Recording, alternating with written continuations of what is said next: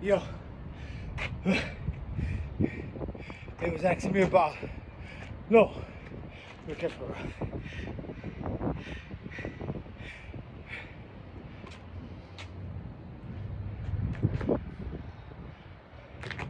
I was saying, when boxers move up in weight class, they generally do not take their punching power with them. And everybody started telling me what Tommy Hearns did. I said, okay, name somebody else. And they couldn't. They couldn't name nobody else that was moved up the weight class and was knocking people out. And what I mean, like when Tommy Hearns was at 147, he had one punch knockout power. He hit the ring, boom, knocked him out. He had one punch knockout power at 147. He moved up. He was still stopping guys, but he wasn't doing the one punch knockout power. And he even got beat by two guys that was 160. Iron Barkley and Marvin Hagler. So back to my argument, when I said when guys move up in weight class, they usually do not take their punching power with them.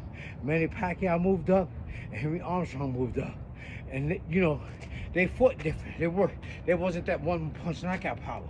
They worked guys to death. They was like just like Aaron Pryor.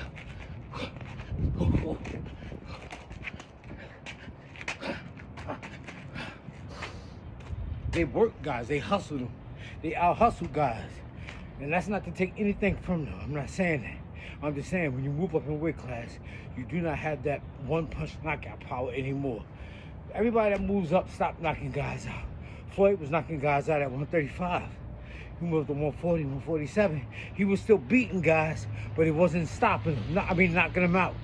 And most of the time, when guys get knocked out, it's because they moved up too. So like when Floyd fought Manny Pacquiao, it was two guys that moved up from smaller weight classes up to 147. When Floyd Mayweather fought De La Hoya, it was two guys that started at a smaller weight class and they moved up. Shane Mosley started at 135, moved up to 147. You see how Shane Mosley looked when he fought Vernon Forrest. Shane Mosley is not a natural 147. Vernon Forrest was naturally 147. Like I said, when guys move up in weight class, they generally do not take their punching power with them. They may out-hustle a guy, but they don't have that one punch knockout power like they had when they was at a smaller weight class. That's what I'm saying. If so, prove me wrong.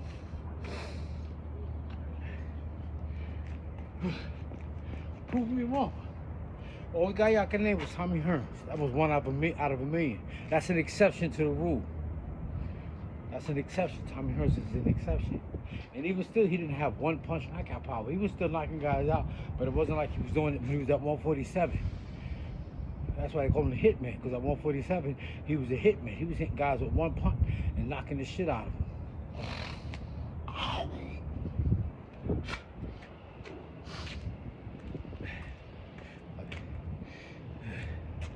One punch knockout power. He was like this.